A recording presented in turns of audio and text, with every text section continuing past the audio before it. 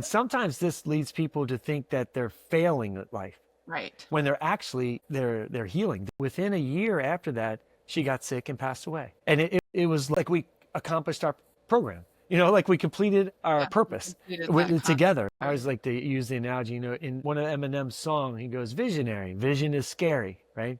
Yeah. And that's what clairvoyance is. It's clear vision, right? We see the truth from the lie, or discernment. But that can be terrifying. Yay!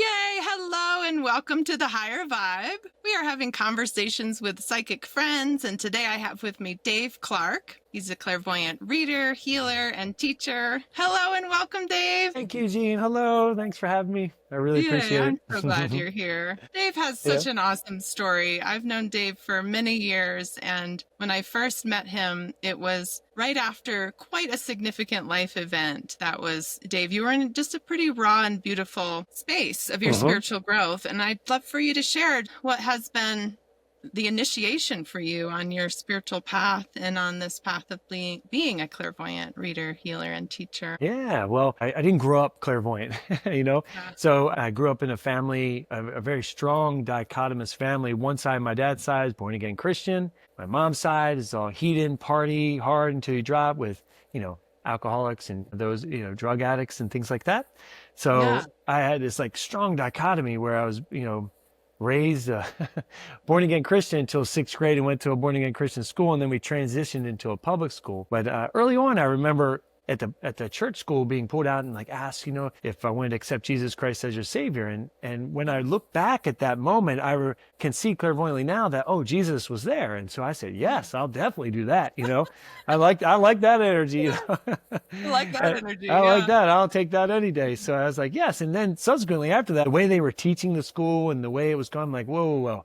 I knew very early on, this is not what I signed up for. This is not Jesus. And so then Yeah. I went more into the, the other side of that dichotomy and became the heathen in a sense. Yeah. And So you kind of bumped up against the religious dogma or maybe some of the hypocrisy and started to question.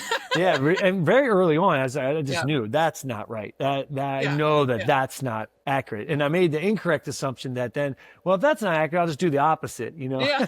So instead of at that time seeking the truth, I didn't do that, nor that I had anyone to guide me to do that. So I just fell into the other side of the trap, and Yeah. But luckily, with my other brothers and sisters, didn't have as much luck as me. In terms of like I had quite a bit of devotion. So I was a basketball player in college, and then after that I danced. It's always had that to kind of buffer it, where it didn't drinking and things like that I used to do in school to manage my psychic abilities, even though I wasn't aware at the time I had them. But the drinking would help me, get out of the body, and the exercising would help me manage all this stuff I was feeling around that I couldn't handle. Yeah. But I had other things that I was devoted to the good stuff and devoted to the bad stuff too. I was all or nothing back then. So if I'm going to drink, I'm going to drink. If I'm going to meditate, I'm really going to meditate. So I or love dance that or you whatever. know that about yourself, though, that's an aspect of yourself that's devotional, right? Yeah, it's like what I committed devote to myself whatever it is. to. Yeah. Yeah. Yep. Yeah. So it can be the good or the bad, just depends at that time. But It's great that you had the physical activity to kind of ground you and support you and moving through, bringing you in instead of fully just getting out with addiction and things. yeah, it really helped, because otherwise I would have been an addict for sure. I mean, my brother started heroin. I'm the oldest, but he started heroin when he was 15. He died when he overdosed when he was 40. My other brother has struggled with cocaine and alcohol. He's been sober now for 2 years, which is that's the longest he's ever been. So, but he had to go through a lot of challenges in order to get to that space where he could do that. So there's no question. And I probably would end up with really significant mental health challenges. Yeah. That's in that side of the family too. There, as they gotten older, the partying was always what they identified with and being cool. They're all Rolling Stones fans. So they're like, Mick Jagger. So, but they're all now, as they're 60 and more older, it's not as like we say glorified. Yeah. It's more And like there's a problem. It's not a sustainable lifestyle for sure. No, it takes the toll. I mean, in my family, you can really see it. So, and I had this period, after basketball where I tried to play professional, and I didn't make any teams, and I I call them my dark years. It's from 22 to when I met my wife, Julie, at 27. I met her at 25, but my dark years were like 22 to 28. And when I met her, then things started to shift a little bit. But what really got me on my spiritual path was the birth of my daughter. And that happened when I was 30. And she was born severely disabled. So she had a anoxic event at her birth where we were at a birthing center, and it went on for a very long time. And she ended up meconium aspirating, which is when they have stress, and then that stool, their first poop, so to speak, happens in the womb, and then it fills up all around, and as they come out, they can breathe it in. Most of the time that's kind of common. We didn't know it was common. It was our first child, but it's common, and then they suction it out, and everything usually is fine. But none of that process was done correctly, and she went for a very long time without breathing. So much so that, like, I was holding my daughter's head while they were working on her, and she was just blue. And I remember thinking in my mind, they just have to stop. It's been too long. That thought literally came to my mind. And the minute I thought that, she pinked up. I couldn't believe it. I was like, oh my goodness. And then she started to pink up. And then, of course, we went to the hospital, and she had global brain damage from lack of oxygen that then led to the manifestation of severe spastic quadriplegic cerebral palsy. So she was very bound. She didn't walk or talk her whole life. And she was an amazing, amazing child. But at that time, I was all in, we got to heal her, we got to fix her. So after a year, I quit work and I came home as a stay-at-home dad. And so I was doing lots of therapies. Julie, my wife, was doing a lot of the research, and she was also doing the therapies and organizing things. So we were working together. It was very stressful, taking her to see all kinds of specialists and things like that. But because I was still drinking at the time, now I was always like, they call it functional alcoholic, like never affected my work. I would tend to binge drink on the weekends and things like that. After Ella was born, though, it was more than that. It was like an everyday event. Like my wife was drinking a bottle of wine a day. I was drinking 18 beers. It's because she never slept. So I come home from work and have a couple beers, but I'd be up with her from my own gone from work till 3 in the morning. And then Julie would get up at 3 in the morning and be up with her. And then I'd go to work at 6. So I was only getting 3 hours of sleep for about 9 months until I finally said, I can't do this anymore. And that was my unconscious request for spirit help. I didn't realize that's what I was doing at the time, but I look back at it. I was like, I need help. And then it came. So she started to sleep a little bit more, but I quit my job and became a stay-at-home mom. Julie was working from home, so it made it a little bit easier for us to manage it. But we moved to Vermont. And after moving here, after a year, I realized, okay, this thing, like, drinking and partying and not being spiritual, this isn't working. I can't do this. So I decided in my mind, I'm going to do the opposite. So I'm going to stop drinking and I'll be spiritual. And because I have that kind of like devotional nature, I can do that. And I flipped it, and I literally truly haven't gone back since. I didn't find the clairvoyant stuff yet, but I was reading all the books. So I was reading the Bible, the Bhagavad Gita, all this David R. Hawkins stuff with Power versus Force, and lots of different types of spiritual books. And then you were just in that, like, I know this is what I need. I'm going to seek until I find. That's right.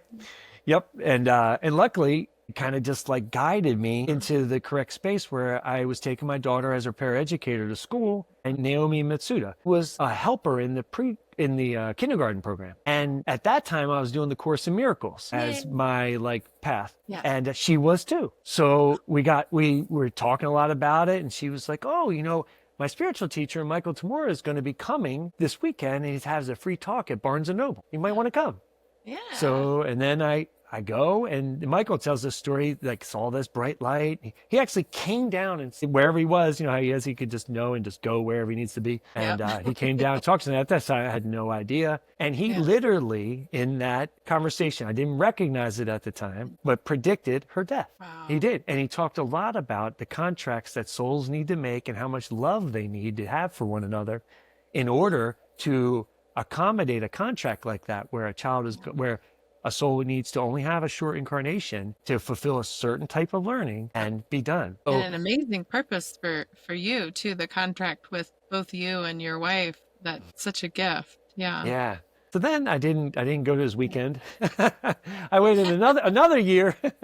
And you waited a year, waited a year and saw him in Vermont. And then that's when Naomi again said, these teachers, Gwyneth and Gail, Gwyneth Flack and Gail Myers are going to be teaching a clairvoyant training program. You might want to talk to them at the weekend. And I did, and I haven't gone back since. Originally, I thought, it's going to help me communicate with Ella because she couldn't walk or talk. So I thought, I'll be able to, it'll help me there. Turned out to be more about my own spiritual growth and the inner work that I was on. And I started to realize, I'm already communicating with Ella very deeply. And it was less about that. And one of the really eye-opening things about Ella was a couple things. One of the things is that the kids always knew what Ella wanted. The challenge for me as a paraeducator was to really educate the adults, because adults would say things like, don't stare. And I'd be like, stare all you want. Because if you tell a kid don't stare, then they're never going to come up to Ella. They're never going to come up to a child with disability and talk to them. They just avoid altogether. They avoid altogether, and it leads to their isolation. And so I would have to educate the parents and let the kids, and I used to have like different ways of answering kids' questions. Like, what happened to her? Oh, you know how when you swim and you can't breathe?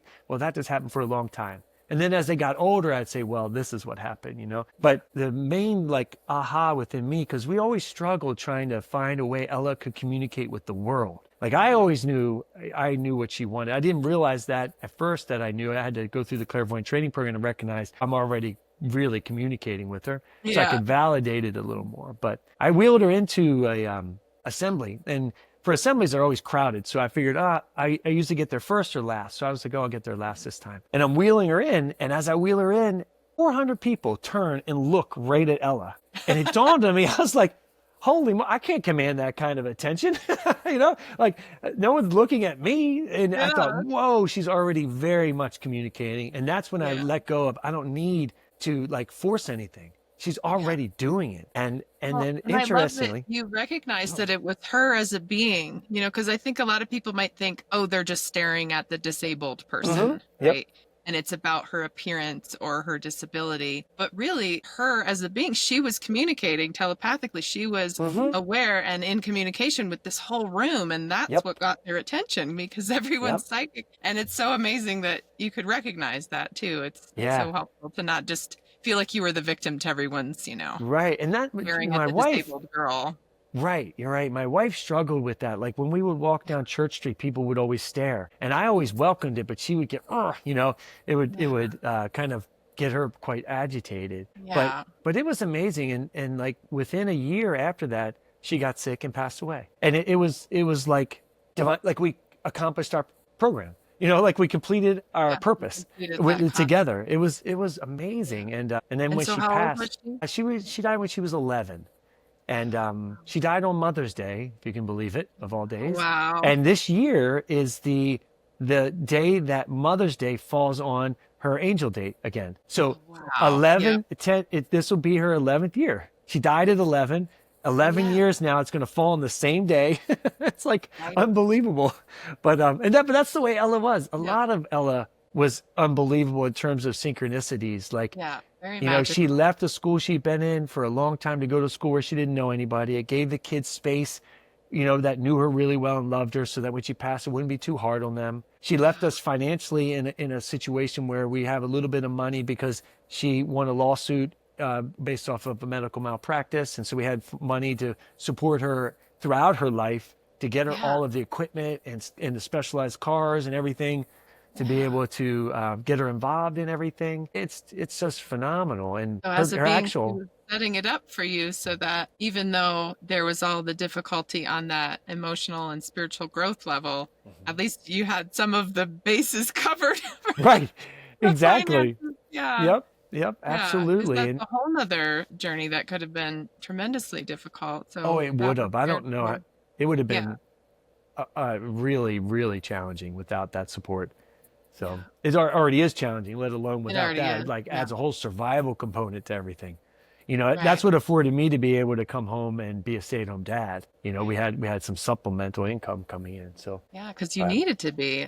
She needed that 24-hour care and support. Well, I love this other awareness I'm having as you're sharing it, is just that little aha that you shared of, I didn't realize that I was already hearing her. Like you thought, I'm going to learn to be clairvoyant, so that I can communicate with my daughter telepathically and understand her needs more and read her pictures and just be more aware of that. And then what you discovered was, oh, the clairvoyant training program is more about recognizing who you already are. That's right. Yep. I liken it to everyone's clairvoyant, right? We're all clairvoyant. We're all psychic. But it's just how much how much layers of programming and limits and disbelief is over top of it. The clairvoyant program is just peeling those layers away. So you can recognize who you've already always been. And then you start, for me, I started recognizing, wow, when I was in college, I was just clairvoyant and wasn't aware of it. So I was just tuning into all this stress around me and going, can't handle it. I need to drink and party, Right. And so addiction, alcoholism is almost always a survival response to being extremely sensitive and psychic and aware of all the pain around you. Not to mention the pain within. It's often, about your own pain. But for you, it was, wow, this is a difficult place to be in. Yeah. And, interestingly, back then, I never thought I was in pain because I was always a happy, cheerful guy. Everyone thought I was always happy. Yeah. But I had created so much protection and I was operating in front of the pain. So that and this didn't happen until I started training with Michael, because the clairvoyant training program just helped me start becoming aware that I'm seeing and I'm actually getting this information. Still hadn't gotten through the protection to get to the deeper in pain, but that started to come out. And then I realized, whoa, I actually have a lot of pain I wasn't aware of that I was operating in front. And then I started to excavate that, and then everything opens up more and more as you continue to move along. So there's a much deeper layer of surrender on the spiritual path, where we first recognize how much protection we've put up, that barrier between ourselves and ourselves. And then the willingness and the trust that we can make it through that and because discover. It's painful, right? It's not a fun ride. It's not an easy path. From my experience, true spiritual growth can be really, really painful, because the part of you that believes in that part of the ego won't let go. And as it lets go, all that pain has to come out, and we have to recognize that's the illusion. That's the picture that we're stuck on. And man, that's the really disturbed phase, right? Like Jesus, you seek, you find, then you're disturbed. Then if you get through the disturbed phase and don't let it to dictate, you could be amazed. You could be amazed at the end, right? So that disturbed phase it's quite disturbing. And it's not first we don't want to recognize how much pain we've been in. Like you said, you didn't even recognize it was there. And then you start to recognize how much pain is under the surface, and you're like, oh, do I even want to feel that? Maybe it's... I mean, honestly, my first experience was like, oh shit. Whoa, I was like, I don't know, it was so surprising. It's like your reality gets flipped on its head. I wasn't as happy as I thought I was. I was pretending to be, and I used a lot of my creative energy to be that way, but I actually was avoiding a whole area of invalidation of not being enough, that creates a lot of pain. So it's such a pervasive story for so many healers, especially for so many people who are deeply sensitive and psychic and aware souls and caring souls. That tends to be a very common wound or unconscious belief that we're not enough. I mean, that was enough, we would have healed everyone already. Exactly. And that's one of the biggest lessons with Ella was I don't have to heal everybody. Now, I tried even when I wasn't aware I was a healer, right? I wasn't even conscious of that, but I gave it my all, thinking I could. And I recognized later down the line how much I was trying to heal my family, how much I was trying to always be the happy person to offset all the pain around me. And then I was unconsciously taking that on and then running my creative energy through that. And then all these really dramatic things were happening to me. I got held up with a shotgun. I had a riot outside of my house. I had bail bondsmen from my sister's boyfriend come and point a gun right in my forehead. And I'm like, what is going on? There's some good wake up call. Yeah. And I was just like, whoa, and I didn't know that I was creating that through my out of control healer syndrome, taking all that stuff on. And so as I learned not to do that as much, and then clearing my matches, then you can start to. So the energetic dynamic there was being responsible for other people's problems, and therefore they would come like into your face, Yeah. literally. Yep. And Oh, and their happiness and everything else, and then I'd take on all the things that led to their discord, and I would then have yeah. that in my life. So it Wow. took me a long time, I mean years, to Yeah. really. To Now recognize it's more that. where I can like just postulate things and things start to show up a little more easily. But Yeah. all that energy before it, like I like needed drama, needed Yeah. someone to save. I needed someone to help, right? To Right. prove that I was enough, to prove my identity.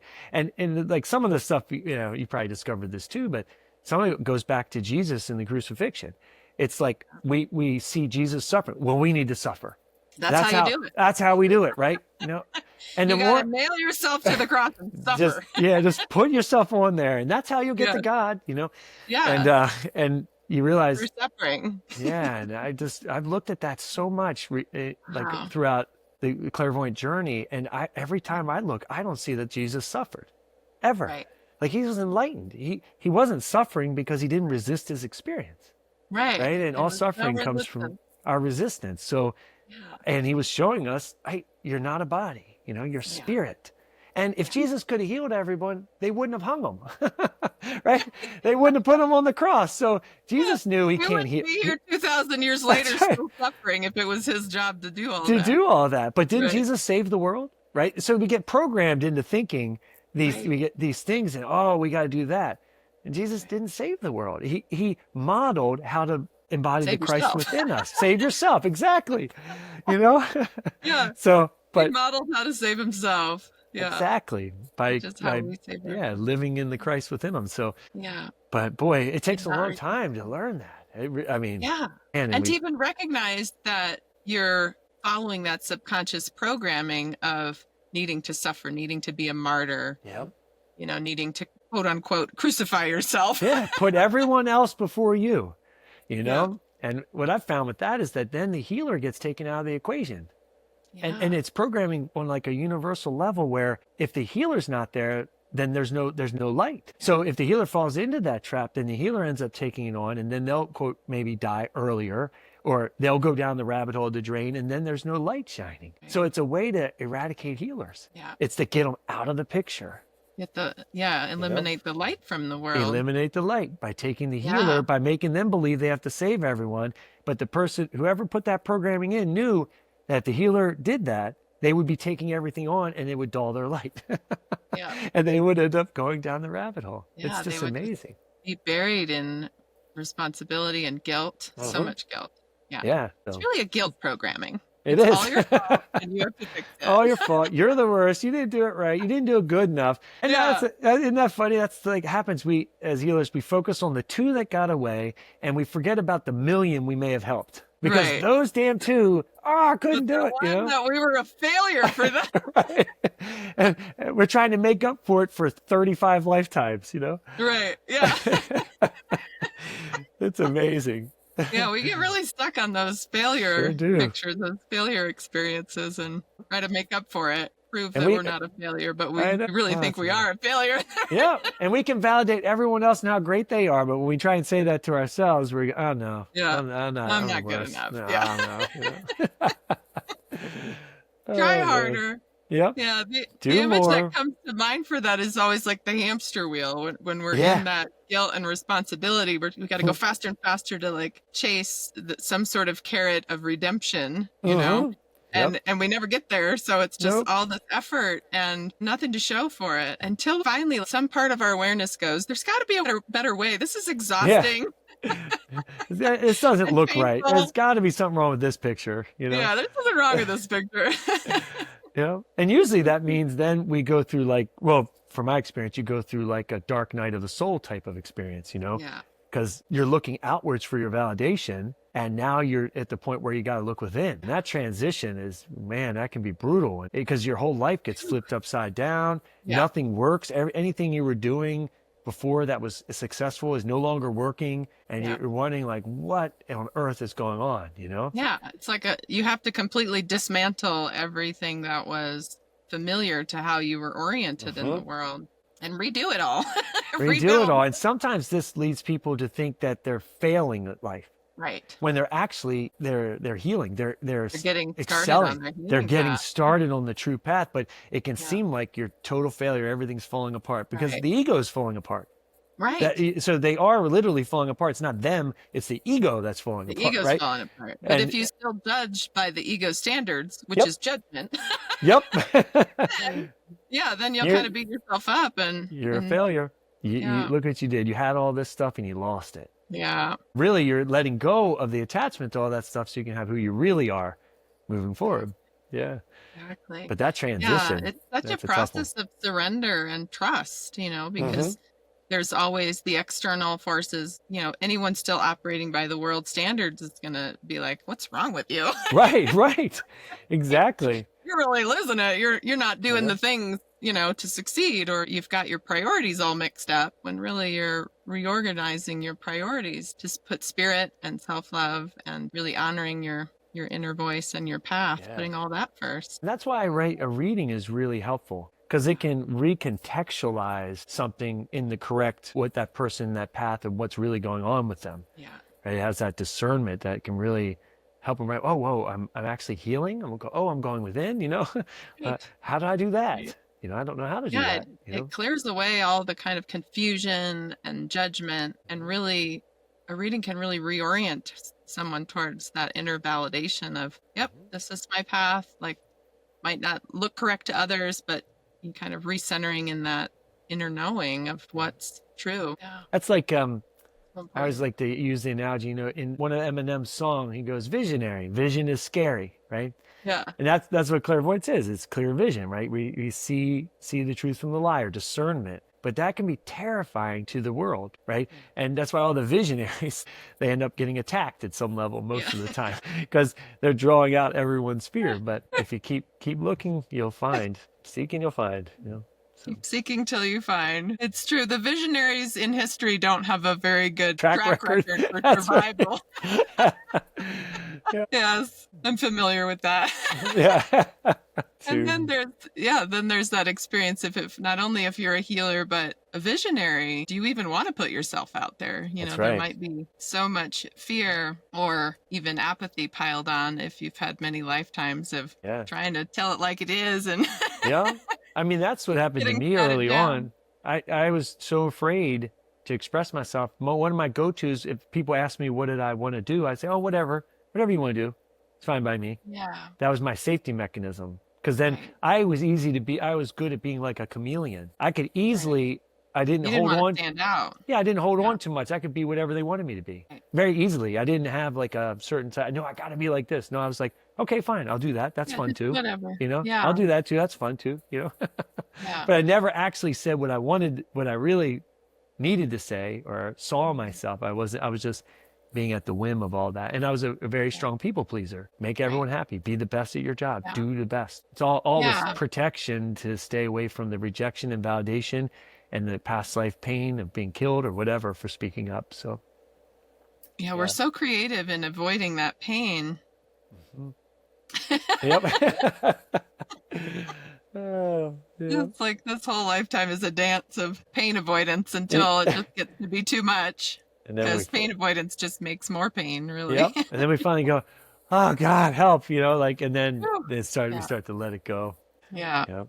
Find our path. It's us really hurting ourselves, right? No one can really do anything to us unless we resist that experience. And so when we resist it, it's our energy, they're coming in and we're going, no, no. Yeah.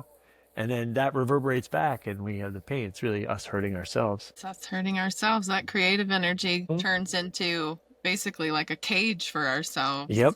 All that resistance. What's the saying? What you resist persists. Persists, yeah. What you resist, you become. It's like you're putting your creative energy into it and holding it there, really. But then we get in that trap of then blaming them because we don't want to look at where we resisted them. Yeah. And it's never your fault. No. Nope. Yeah. So tell me a little bit about, Dave, your experience being a clairvoyant reader and teacher and healer in terms of your own inner process. I know I've had a similar experience where it might look to a client or a student, someone you're giving a reading to or someone you're teaching a class to that, you just show up, and you give a reading or you teach a class. Yeah.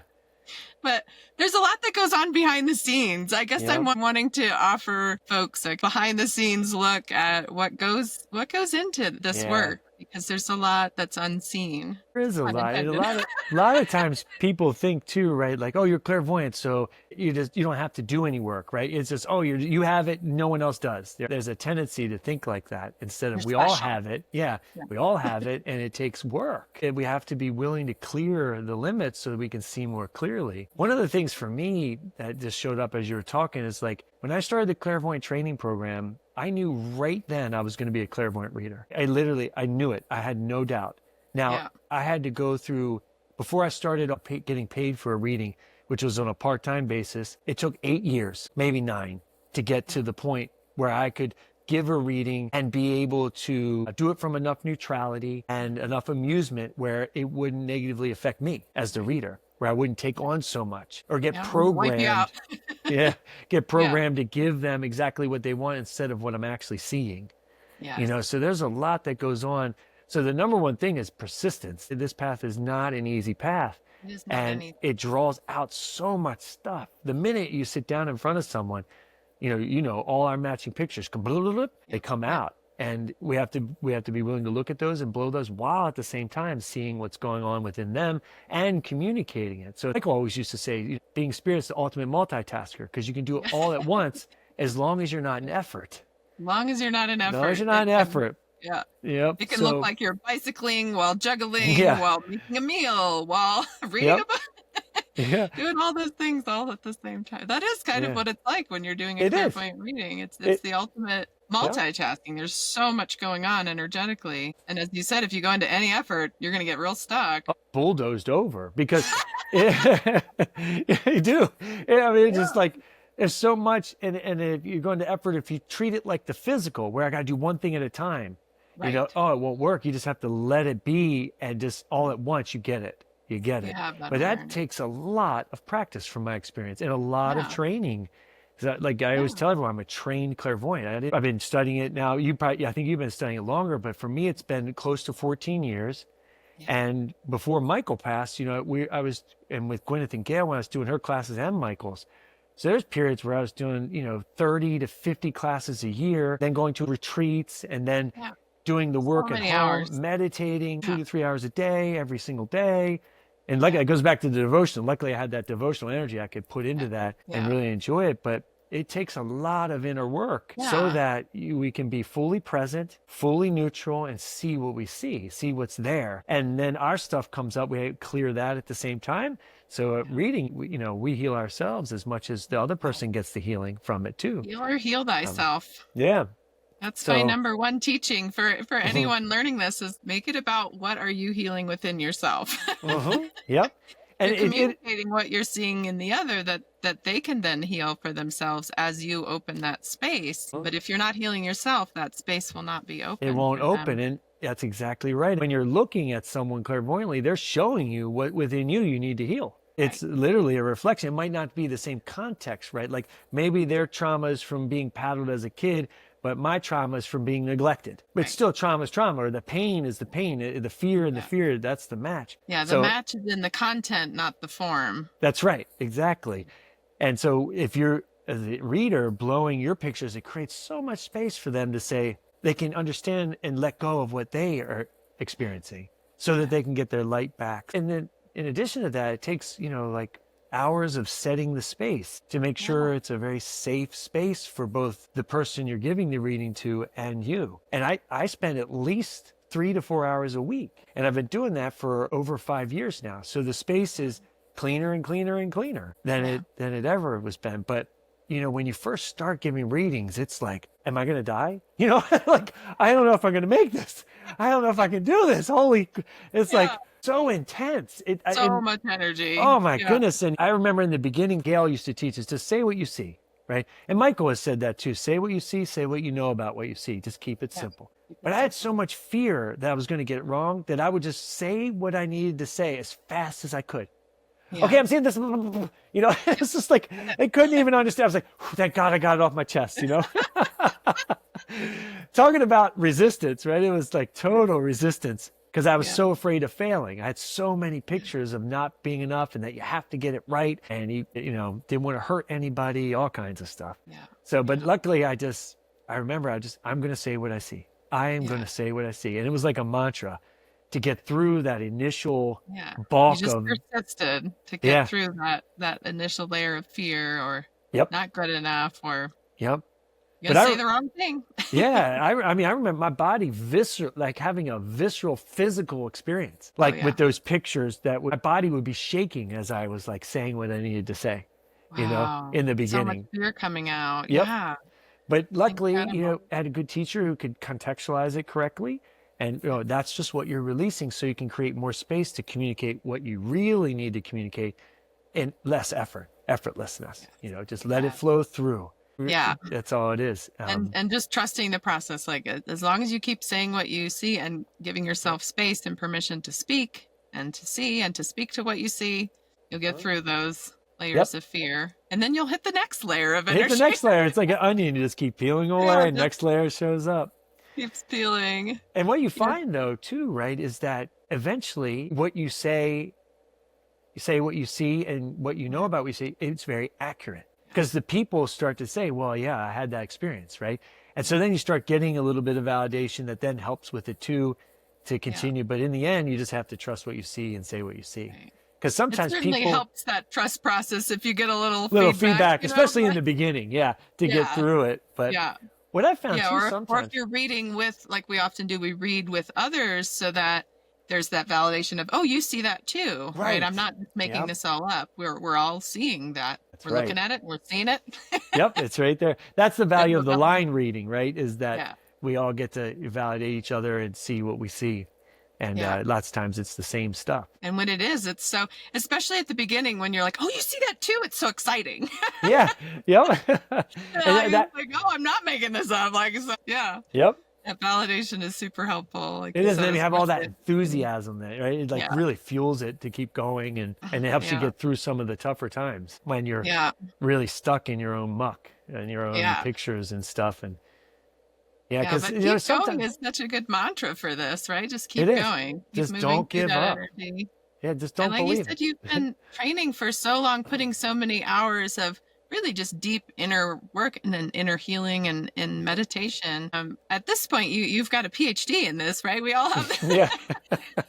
Those of us who've Yeah. been doing this for so long, if we were to measure it by the world standards of Right. the equal amount of study, it's Mhm. beyond a PhD, really. The amount of study and quote work that you've Yeah. put into it is beyond that PhD level. Hmm. And all that work, right, is just so you can get out of the effort. Yes. It's just like a musician, right? Like a really good musician has practiced so much that they're not in effort. They're just on stage and they're just playing. And their And then it light looks is so just coming easy. right on through and it's going right out their hands and right into that instrument and right out to the audience. And that's what makes we who don't do that, we're like, how can you play so fast? How do they do that? Well, It there's looks no so how. easy, but yeah, There's no how. They're just doing it, right. right? They're just Yeah. playing because they've Yeah. practiced so much to get out of the effort and all the invalidation and all the fear, and then they just know what to do. It just comes. Yeah. And Yeah. that's what happens for me, at least in readings. It then it gets to that point where it's just flowing. And Flowing, yeah. then there's always the next level of learning that pops up. But the flow, Yeah. because you get out of the effort, that's what all the meditation and all that's geared towards, is to still the mind enough, right? Right. And It's let go getting of all that stuff. that process of getting out of effort. I see it as this process of unlearning how to operate as a body Mm-hmm. and learning how to operate as the spiritual being that you are. Yep. Because in spirit, there is no effort. Right. But when we incarnate, we learn how to be an effort. That's right. And then all our spirit We- energy gets stuck in it and we're Yeah, efforting. and we just kind of become that programming in the world that says you're a body and this is how you operate, right? You operate with a lot of mental and physical effort, and there's that methodology you have to follow, that this is how you do it. And in Mhm. spirit, it's all there Yep. and there's no effort. So it's really the process of becoming more and more clairvoyant is that process of letting go of operating as a body, recognizing when you are too, That's right? right. Because Yeah. it's so much about recognizing, oh, this is here's me operating from these pictures, from being those pictures rather than seeing them as pictures, and pulling our energy out of that and just operating more and more as spirit. And Yeah. then you see all those pictures that you used to be in and operating from, Mm-hmm. and you can Yep. let them go. Yeah. And then you get to be some more spirit in the body, right? But not of Yes. it. Right. Yeah. But that's the way I grew up. I grew up with bigger, faster, stronger, more, more, more. You know, Yeah. basketball, push, push, push. And all that does is it creates a gap from where you are to where you think you need to be. And that's anxiety. Oh, You yeah. know, That's you just, anxiety. it's like total anxiety because you're always telling yourself you're not enough and you got to be better. Right. And Yeah. and we go to college, you go to your job, set goals, set goals, set Yeah. goals, you know, be Piece of better, be carrot. Piece more, of carrot. you know, Yeah. you run yourself into the ground and you never enjoy your life lots of Yeah. times. It's exhausting. And Yep. like you said, full of anxiety. It's never enough. You're never Yeah. enough. But like you were saying, when you start to become more of yourself as spirit in the body, it doesn't mean you don't do things. And also Right. doesn't mean you don't accomplish things. You do. You just do it from that place of ease, Yes. effortlessness, and grace. And you can really Yeah. enjoy it a little bit more. Yeah. But And that's clarity. programming. Yeah, Yeah. exactly. And instead of setting goals, you're seeing that next step. It's Yep. a different frame of mind. It's a different reference point Mhm. where instead of there being this goal that you're working towards, you're just seeing, oh, this is my next step. Yep. And you're Let's go. flowing towards that. Yeah. And there's Yeah. enthusiasm. And you're not coming from like trying to work harder to get there. It's just, Mhm. I'm going, this is where I'm going. Right. Yep. And you're just flowing there. Yeah. I Yeah. love that ease and the Grace. grace Yeah. of And that. that, like you said, it's really hard because everything in society is programming us to the opposite of that. Right. You know, everything's It's about the like, body. What kind of food do we eat? Is the body survival? Do you have enough money? Do you have shelter? Do you have a love? Do you know, it's all just trying to get more. Like I remember early on thinking, I don't know if I could do this. yeah. I don't know if I could, like, it seems almost, it's such an daunting prospect to Yeah. go from being very, very good at world stuff to saying, okay, I need to go and be a child again and go the other way to learn how to do it a different way. That I remember thinking, oh my goodness, this seems impossible. Yeah, it seems You know? like an unsurmountable hurdle to really let go of everything you knew. Yeah, and trust. Yep. It requires so much trust in yourself, in Trust spirit. and faith in the beginning, and then it turns into certainty, right? Because Yes. in the beginning you need to have faith because you don't have enough certainty. But once you hit certainty, you don't need faith anymore because you're certain, right? You just know. But Yeah, the you faith just know. in Like faith is more of a belief, but yeah, certainty is a knowing. it's just you don't have any doubt whatsoever. Yeah. So that's where that persistence really. And I've looked at that a lot. Like, what makes people stop and why did I not? And it hasn't become like any miraculous aha around that. It's just that I just didn't stop. It's like Yeah. very simple. I didn't Yeah. let that fear, I had it. I didn't Yeah. let the, I had that invalidation. Yeah. The struggle, I just didn't let it Kept going. stop Yeah. me. I don't know. Yeah, I think some of that has to do with past lives, you know, developing a certain type of set of skills and awareness that then leads one to not fall victim to that stuff Yeah. as You were easily. just But you were ready as a soul. Like yeah, exactly. you came in knowing this is where I'm going. So when you saw that, you were like, yep, I'm going. I'm going. I like that for basketball too, and for dance, actually. Nice. Both of those I just knew, and this is what I'm doing. And then when basketball fell through, I'm going to dance. I know this is what I'm doing. Nice. So I had that, and then I had a period of unknowing. That was the dark years part. Yeah. I just didn't know what to do. Yeah, it seems like a common story I hear from, and I resonate with that too. I definitely had that dark night of the soul. Perhaps we all go through that as souls, and then in each individual lifetime as we're finding our path and getting going, there's those years, months, however long it is for someone of really being in a dark place of not seeing the path yet, not even knowing, not even seeking yet, just like Right. everything feels horrible and lost. And Yep. but you get to a place where you're like, there's got to be a better way. I know Yep. there's a light somewhere. Yep.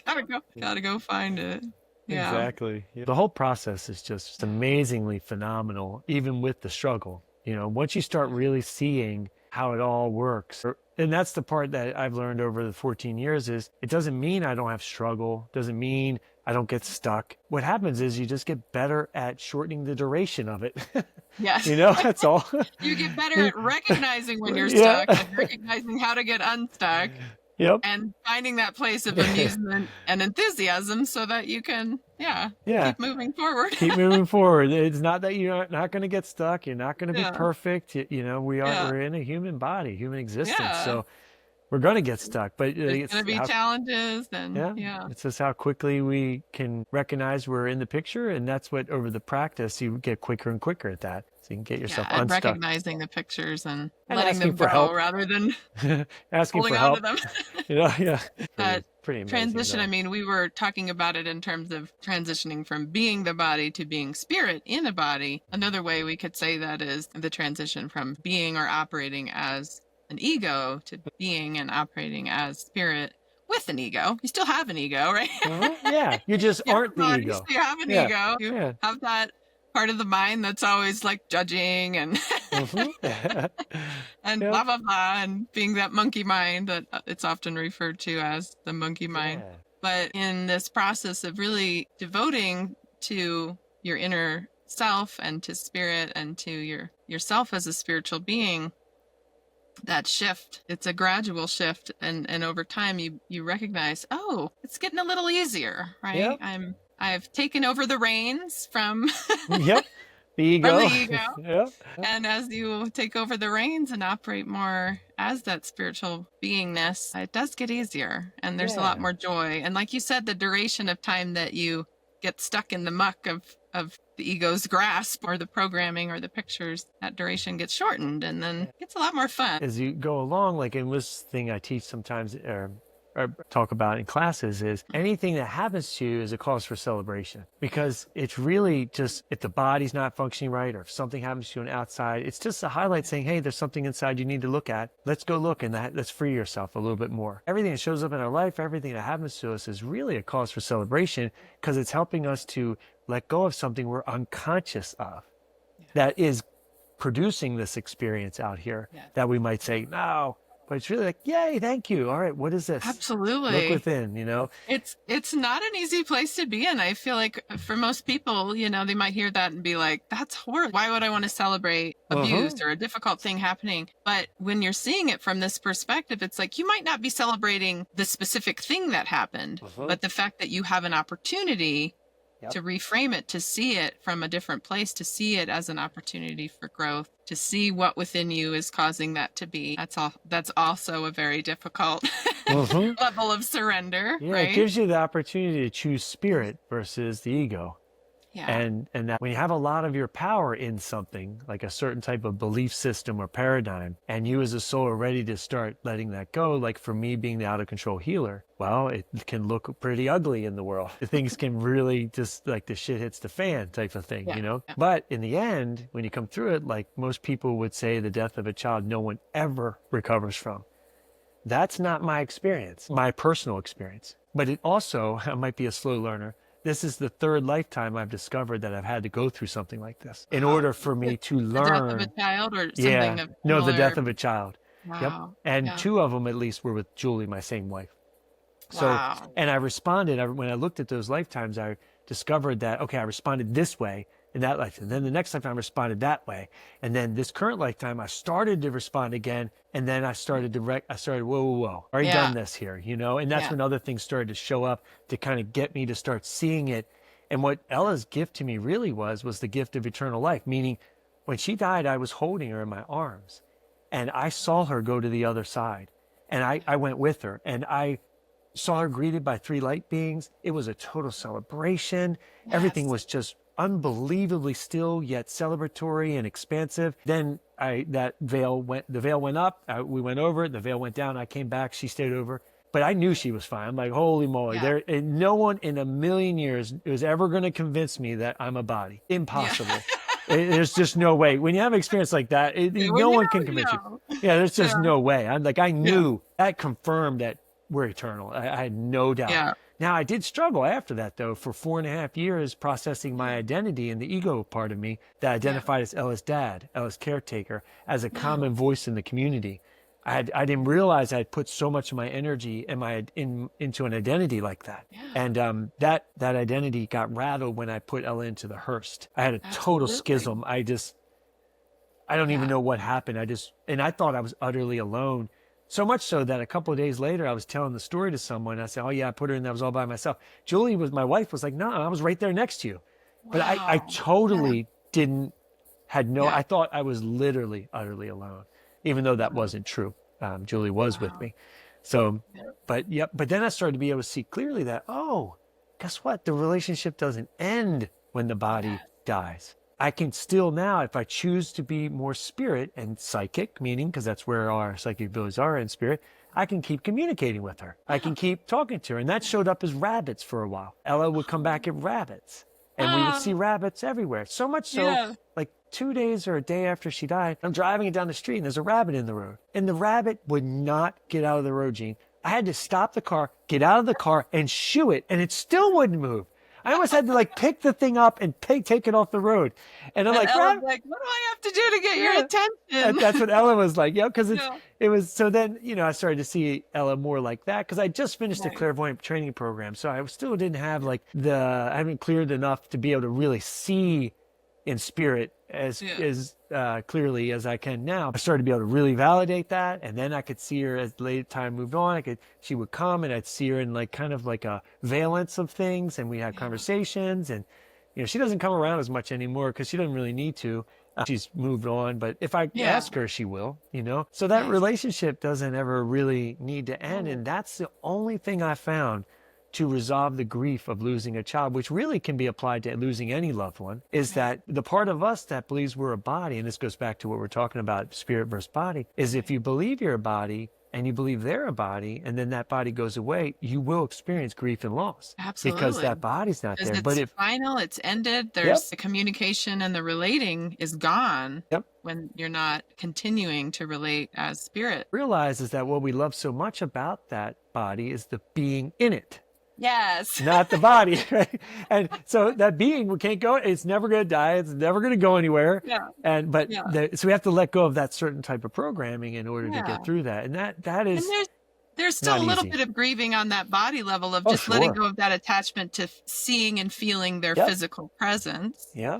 That's certainly part of 100%. any grieving process, and I would imagine is even more difficult as a parent because they're always there. Your child is That's right. always there. They're always a part of your life on the daily level. So that's a huge letting go on just that human level of their physical presence isn't here. But as you shared, if you include that spiritual awareness and continue the relationship in spirit, continue communicating, saying hello, feeling and experiencing their spiritual presence, it really does support the grief process and not It being does. forever. Yeah, it's the only thing I found that worked that could resolve it. Otherwise, I probably would have gone back to drinking and stuff because it just Yeah. would have been totally unbearable. I mean, Yeah. it's like you lose the love of your life. And with Ella, she couldn't walk or talk. Julie and I were carrying her a lot. We had to hold her for hours. Like I did in my master's program in special education, the child special education. I calculated one time how many hours we sat just holding and feeding her. And Wow. I remember it turned into be like 21 straight days, 21 24-hour days of us just sitting, holding her. And I remember towards the end of her life, my body started to hurt from holding her in a certain position to be able to feed her. And I remember getting to a place where I may have started to resent it a little bit. And then after she died, that's the thing I missed the most was Yeah. that it was very, very intimate. Such Yeah. an intimate experience of holding someone and feeding them and then having that connection. It's just, even though she was 11, or 10 or 9 or 8 or whatever, Yeah. it just was so powerful how much love was shared in those moments that sometimes could be experienced as, God, I have another thing to do, and Yeah. that part of it really helped me break out of the thing where am I doing this to find my worth? Because I Gotta go do had to something. sit still, Yeah. You just I had to couldn't, let go. Yeah. had to let go. Had to Otherwise I would surrender create. to this is my experience. I Yep. get to hold my And then I child. got to enjoy it. I didn't really recognize how much I enjoyed it till after she died. But I Wow. started through the process of grieving that physical loss and my Yeah. attachment to it. I started to discover those things and Yeah. then started to really understand, whoa, this is something to cherish. It was like when my grandmother passed. The thing I remember most was all the birthday parties she had for everybody. Yet as a kid, I hated them. Didn't want to go. But as an adult, I was like, wow, that's what I remember most. I Yeah. love those things. I guess, Right. Often that appreciation comes yeah, later. it's just like amazing. It's Pretty just one of interesting. those things we always hear is time flies. I think with parents, we often hear children grow up fast, enjoy every moment because they grow up fast. And when you're in those younger years, you might feel like, oh, this is so hard. And, they're not sleeping or they're whatever difficulty as parents we have along the way in raising our children, there's always that part of us that's trying to get past that and get over and move on to the next thing. And then you'll hear parents who've already been through it saying, cherish every moment because it goes by so fast. And we do more often recognize that after the fact, have that appreciation later when we look back on it. But it's so helpful for others to hear that. Like now with I have 3 sons, and my youngest, I can now really experience enjoying every moment. I'm sure I have moments that I'm not enjoying, but I'm so much more aware of, I can just enjoy this because I know it passes quickly, and I want to really be more present. And soon he's going to be all grown and he won't be around as much. Yeah, beautiful. Well, thank you so much for sharing. It's just a vulnerable story to share of your experience both before, during, and after having your daughter and having her presence in your life and the gift that was. And it's just a difficult but very beautiful reframe for anybody to recognize that when they're going through a situation that seems on the outside completely impossible or painful or challenging, that there's always that gift within that. And that you recognize that you recognize that gift is so beautiful and had a profound impact on your life. And your daughter's celebrating that in spirit. Yeah. You're like, you did it. High five. Like you said, celebrating. It's a cause for celebration. It is. Such great wisdom that you experienced from that experience. You gleaned that wisdom of celebrate. And if it seems difficult or painful. Yeah, when I used to talk about it, I used to cry endlessly. And at least I can I feel pretty good. I can get through it now without crying. But that's good. The grief was present. It was part of the process of letting go of grief is just sharing your story and really being present with all of the levels of it, that as it's going by, sometimes it's moving so quickly that you're not able to be with it all. So as you share those stories, more of that grief comes out, and you're on the other side of that. And I love that she was kind of a doorway for you into your spiritual path. Yep. Without her, I don't know. I don't know what would have happened. So it's all divinely ordained, everything, right? It's all set up, the whole contract, and that's the way. You guys had a good plan. Yep. And such courageous souls. I mean, really pretty masterful souls to decide. Because when we decide that in spirit, it's like, yeah, sure, we'll do that, no problem. Yeah, but that'll be great. It's like, then when you get here, you're like, whoa, this is intense and painful and so many emotions. And you did it. That's great. Well, I hope that you sharing your story has been helpful for others in either reframing or appreciating or celebrating or all of the above, any of the painful or difficult challenges in life that are really opportunities for learning and growth and expanding our awareness and our healing path. Thank you for sharing this time with me today, Dave. Yeah, I really appreciate it. It's been a blast. Wonderful. Yay. Thank you, everyone, for being here. And I look forward to seeing you next time on The Higher Vibe. The Higher Vibe. Hello. Thank you so much for being here. We appreciate you watching. I hope you enjoyed what you saw.